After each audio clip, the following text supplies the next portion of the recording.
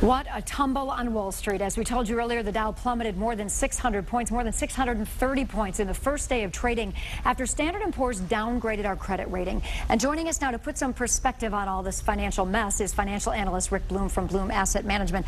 Rick, you just said you're a silver lining kind of guy. That's and right. You have. I mean, a horrible day. People see their investments and just cringe today. But you say that this day could actually be a good day for America. Why? Because if you take a step back, they lowered our credit rating. Yes. But where did investors around the world want to invest? They wanted to invest right here in U.S. Treasuries. There was huge demand today for U.S. Treasuries. So investors spoke around the world. We still have confidence in America, and we still think the safest investment in the world is U.S. Treasuries. Okay, so they got into the Treasuries, but out of the market per se. Right. And that's where, of course, a lot of people, it's their investments in the market. And Rick, we always talk about your 401k and what do you do? And people panic and they think they should get out.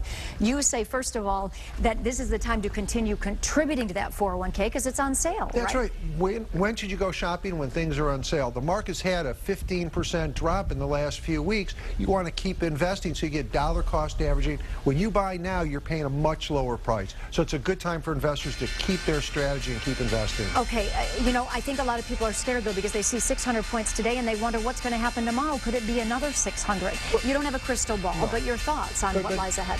For investors, if you have a game plan, you look at long term, you get through these periods. We've had these periods throughout. You go back a little over a year ago in May of 2010, we had a 10-12% drop. Market came back within 6 months. That's what people have to recognize. These downturns are not out of the ordinary. They happen all the time. Investors that stay with the game plan, stay invested, in the long run are successful.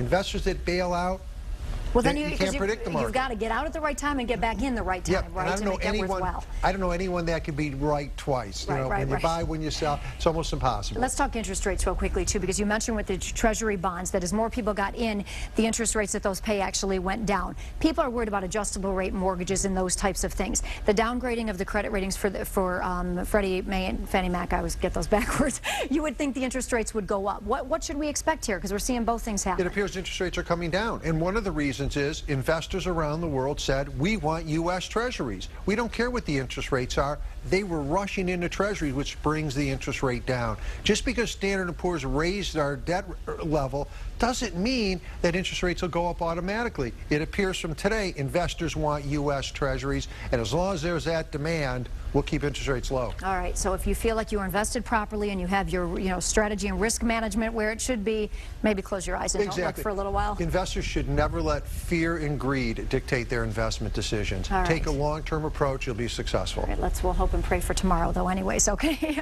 Rick Bloom from Bloom Asset Management, thank you very much. Thanks a lot. Diana.